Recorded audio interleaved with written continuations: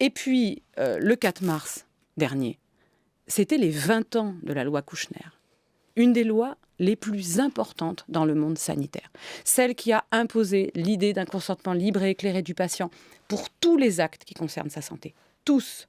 Et l'idée que le soignant doit le soigner, même s'il ne consent pas.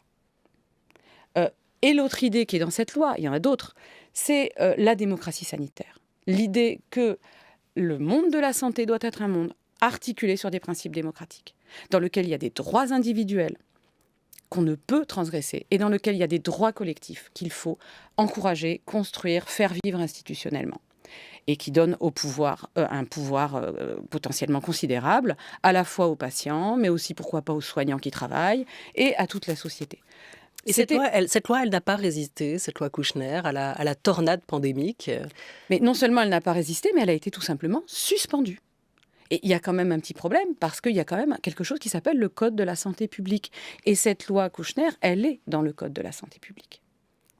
Donc, pour le 4 mars dernier, normalement, je veux dire, si tout se passait normalement, on aurait dû fêter cette loi en grande pompe. Non seulement le gouvernement, bien sûr, c'est tout à fait son rôle, le ministère de la Santé, d'organiser un grand anniversaire sur la loi Kouchner, mais bien sûr, partout, les institutions auraient dû faire cela. Moi, j'ai essayé d'organiser les 20 ans de la loi Kouchner, sur laquelle, moi, je ne m'agenouille pas devant la loi Kouchner. Je vois juste que c'est un changement considérable, qu'il y a des manques dans la loi, mais il y a aussi des vrais leviers de transformation qui font le quotidien des soignants. Et j'estime qu'on doit faire aussi un bilan de ces 20 ans. Et le quotidien des patients, d'ailleurs. Et le quotidien des patients, justement, c'est un exemple pratique de ce que cette loi Kouchner permet et qui n'a pas été appliqué dans ces 2 dernières années.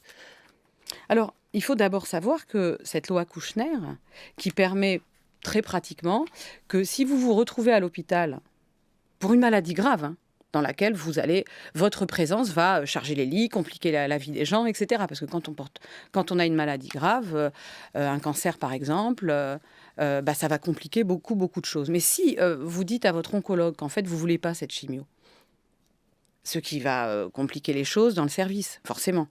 Ou que vous êtes diabétique et vous dites je ne veux pas suivre cette discipline que vous m'imposez, ce qui à tous les coups va surcharger le lit dans 15 jours, peut-être.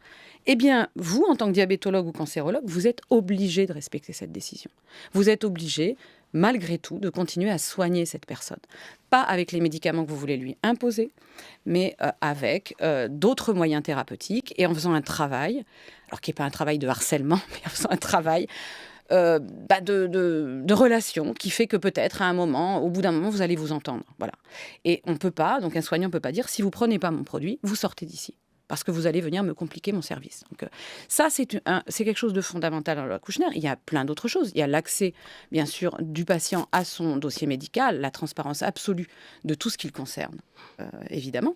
Et ça, c'est donc les droits individuels. Mais c'est aussi les droits collectifs, c'est-à-dire la capacité entre patients diabétiques ou entre patients atteints de cancer à s'organiser collectivement et à devenir une force politique qui va éventuellement lutter contre le gouvernement ou lutter contre tel ou tel lobby ou lutter contre telle ou telle décision ou tel plan. Vous voyez, c'est ça.